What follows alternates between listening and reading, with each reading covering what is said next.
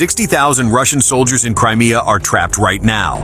Not because they're surrounded by Ukrainian infantry, not because the front line collapsed overnight. They're trapped because their fuel tanks are empty, and every truck that tries to refill them becomes a target. Putin calls Crimea Russian forever. The problem is, forever doesn't run without diesel. And right now, every route that has been feeding diesel, ammunition, food, and spare parts into that peninsula is dying one by one. Listen carefully. The land corridor that fed the entire southern occupation zone for 2 years is now under Ukrainian drone fire control.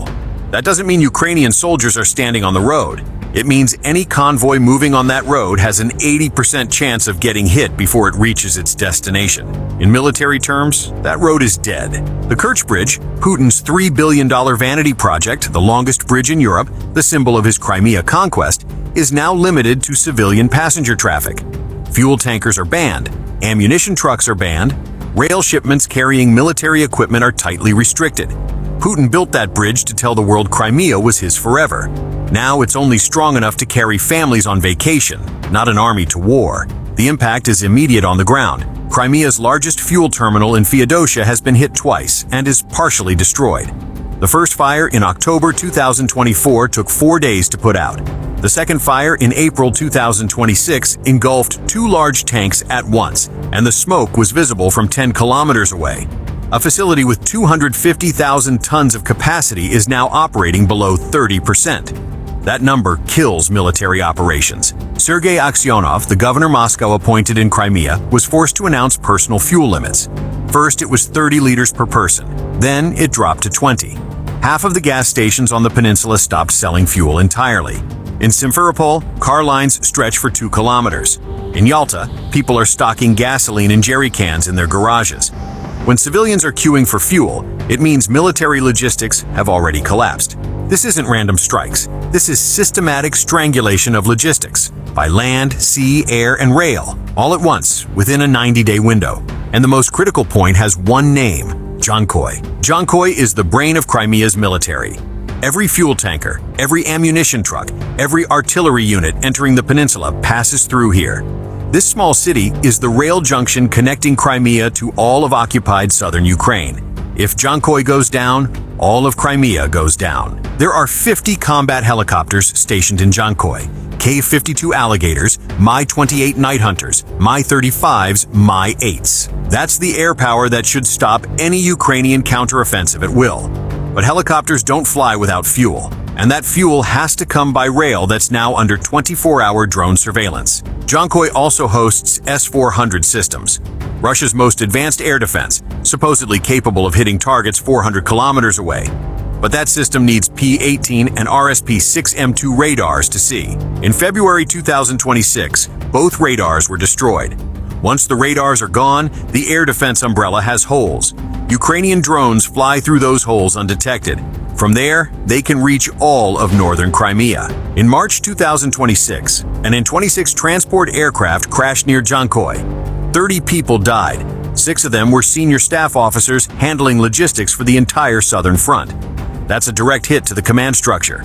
You don't replace 6 officers who have managed Crimea's supply lines for 3 years in 3 weeks. Confusion hits the field immediately. The Atesh partisan network knew that. They sabotaged a diesel locomotive at the Simferopol rail junction a week before March 18th, the day Russia celebrates Crimea's reunification. The locomotive was destroyed beyond repair. The ammunition shipment scheduled for that day was canceled. Resupply to units in the Zaporizhia direction was disrupted. Atesh also identified another military train being prepared in Dzhankoy. Fuel wagons, covered ammunition cars scheduled to supply the Dnipro and Vostok groups. Departure time, route, everything was relayed to Ukrainian forces before the train moved. This matters because it shows one thing. Ukraine isn't guessing anymore. They know. And when you know the time and route of the enemy's train, you don't need to attack the entire railway. You just wait at the right point. Now listen to Russian soldiers themselves. Intercepted communications from the Dnipro group leaked to Ukrainian media last month. The voice is flat, exhausted. Equipment is standing still. We're not moving anywhere. Command orders are clear. Conserve fuel. They say fuel will come, but nobody knows when. Field commanders are told not to keep fueling points in one location for more than 10 to 12 hours, because after that, drones show up. The problem is, a mobile fuel station is not an oil terminal. You can't replace 250,000 tons of storage with fuel trucks driving in circles. You can't feed 60,000 soldiers and thousands of vehicles with a system designed for a 72-hour special operation. Feeding 60,000 troops and their equipment requires regular, predictable, large-scale logistics. And Russia can't provide that on the peninsula anymore. The impact reaches the front lines. Russian units in Holopristan and Kherson can't get fuel because their supply comes from Crimea. When Crimea runs dry, the entire southern front runs dry. T-72 and T-80 tanks worth $2 million each are now steel statues because there's no 200 liters of diesel to move them. So, what does this mean for Putin? It means the spring offensive into Zaporizhia collapsed before it started. The Institute for the Study of War confirmed it in their March 2026 assessment. Analyst George Barros stated plainly that there is no credible evidence Russia has shifted the necessary unit formations to the southern axis for a major operation against Zaporizhia city. The infantry massing south of Orikhiv is insufficient. Reinforcements were supposed to come from Crimea. Crimea can't send them. Russia even suffered its first net territorial loss since August 2024. The spring offensive that was supposed to push deep into Zaporizhia fell apart. The fundamental assumption of Putin's southern plan, that Crimea would provide uninterrupted logistical support, has collapsed. And when a plan's fundamental assumption collapses, the plan doesn't get revised. It becomes invalid. Moscow panicked and started building a new railway along the Azov coast from Taganrog to Dzhankoy, theoretically farther from the front line and safer than the M14 highway. If completed, it would offer a logistics option for the entire southern occupation zone. Russia is investing heavily in this project precisely because it knows every other supply route is compromised. But Ukrainian intelligence has already declared it a target. Andriy Yusov, a Ukrainian intelligence official, said it clearly on national television. They are trying to strengthen the railway connection because they are not happy with the Kerch Bridge. Preventing this line from operating is Ukraine's mission. So Russia is now building a supply line directly into Ukraine's strike range. And both sides know it. Ukraine's mid-range drone strike capacity makes this operationally viable. The railway became a target before a single section was complete. This is a classic trap. Crimea's history always ends the same way. In 1855, when Allied forces cut Russia's supply lines into Crimea during the siege of Sevastopol, Russia held on for 349 days before abandoning the city. Not because the fortress walls fell, not because they ran out of weapons, but because the road into the fortress was cut. In 1942, when German and Romanian forces cut Soviet supply lines, Sevastopol held for 250 days before falling. The pattern is identical. Shortages, then queues, then morale collapse, then withdrawal. In 2026, those same stages are playing out in sequence. The shortages are documented. The queues are photographed. A kilometer-long truck queue at the Chongar checkpoint. Crowds at the Kerch exodus, civilians trying to leave the peninsula. The morale of troops sitting next to mobile equipment waiting for fuel that isn't coming doesn't need documentation. It only needs imagination. The consequence of Putin's southern offensive is now confirmed by ISW. The infantry massing south of Orikhiv is insufficient. Reinforcements were supposed to come from Crimea. Crimea can't send them. Now let's talk numbers. 60,000 soldiers. That's equivalent to 4 full divisions. Each division needs 200 tons of fuel per day for minimal operations. That's 800 tons per day. For 1 month, that's 24,000 tons.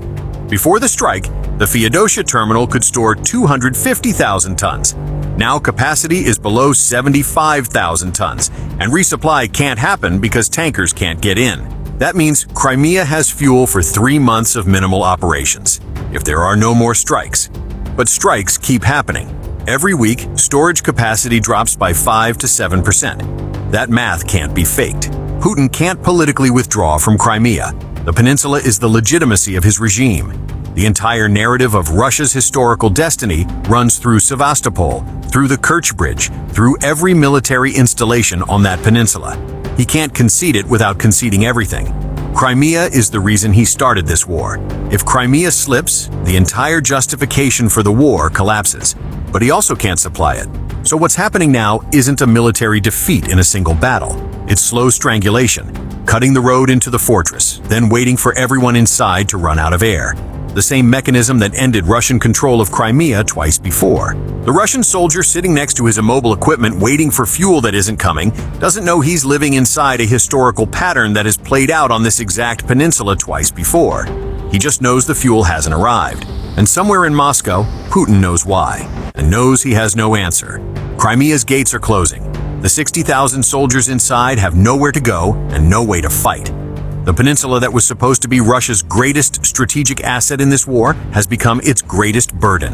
And that burden gets heavier every single day the fuel doesn't arrive. If you look at the map, you understand why this is fatal. Crimea is a land-based aircraft carrier. From here, Russia can threaten Odessa, Mykolaiv, the entire Ukrainian Black Sea coast. From here, Russia can close the Kerch Strait and control access to the Sea of Azov. But an aircraft carrier that can't be refueled is a floating target. And now that carrier is running out of fuel. Ukraine doesn't need to seize Crimea with a frontal assault. That would cost 100,000 casualties. They only need to make Crimea non-functional. And they've done it. Look at what happened to the Black Sea Fleet. The flagship Moskva is on the seabed. The rest of the fleet was driven from Sevastopol and is sheltering in distant ports in Novorossiysk. Now, it's the ground forces' turn to feel the same. Driven from their positions not by tanks, but by scarcity. On the ground, it looks simple. Convoys stop. Tanks don't move. Generators die. Field kitchens can't cook because there's no diesel. But the accumulation of thousands of small events is systemic collapse. Russia tried alternatives. They brought fuel by sea using civilian ro-ro ships. But those ships are slow, and every ship entering a Crimean port is now watched by Ukrainian Magura V-5 maritime drones. Hit one ship, and the entire sea route becomes too risky. They tried airlift, but the N-26 already crashed, and Russia doesn't have enough transport aircraft to supply 60,000 people by air. It takes 200 sorties per day. Russia can't manage 20 sorties per day to Crimea without losing aircraft. So they're stuck with options that don't work. What makes this dangerous for Putin is time. He can't explain to the Russian public why Crimea, which was supposed to be secure forever, is now facing a fuel crisis. He can't say Ukrainian drones control the entire peninsula's logistics. That would shatter the victory narrative. So he stays silent. No official statement, no solution plan, no acknowledgement. And that silence tells you everything. Because when there's nothing to say, you say nothing. But silence doesn't stop reality. And reality is that every day that passes, Russia's position in Crimea gets weaker.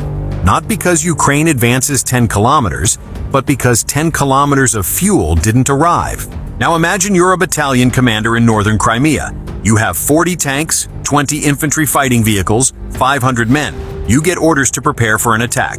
But you know you only have fuel for 2 days of operations. If you move and fail, you can't retreat because there's no fuel to retreat. So you don't move, you wait. And waiting in modern war means dying.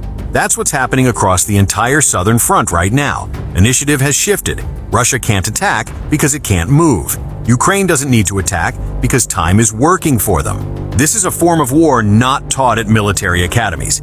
It's not about who has more tanks. It's about who can keep the supply chain alive 24 hours a day. And Russia's supply chain in Crimea is broken at 4 points at once. The Kerch Bridge is dead for military use. The Dzhankoy rail line is under surveillance. The Feodosia terminal is burned. The M14 highway is under fire control. When all routes are dead, all that's left is waiting.